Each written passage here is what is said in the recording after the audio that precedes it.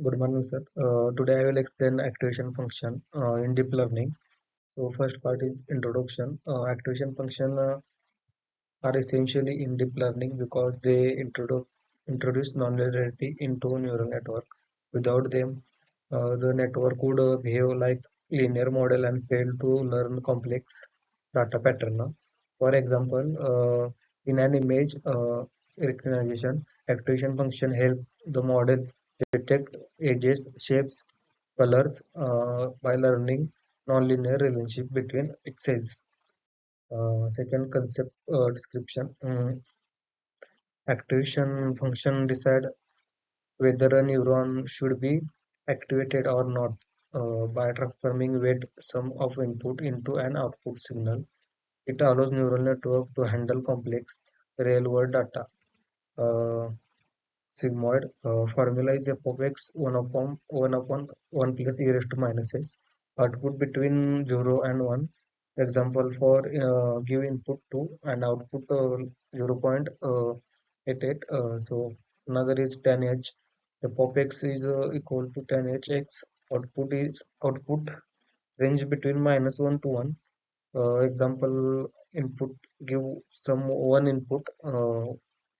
Output is 0.76. For example of this, show curve of sigmoid S-shape, tan H centered S-shape, and RLU of linear. Working mechanism, each neuron receive multiple input. It calculates the weight sum. Z is equal to W1 X1 plus W2 X2 like plus B. The activation function is applied. A is equal to f of Z. The result A is passed to the next layer. Example for each neuron, Z is equal to weight into input plus bias, output is equal to activation function. Challenges and limits of activation function. Vanishing gradient, sigmod, nh, gradient become too small, slow learning, deep neural network update the weight, stop the updating weight. Array value are rare, gradient become too large. So example of case unstable training.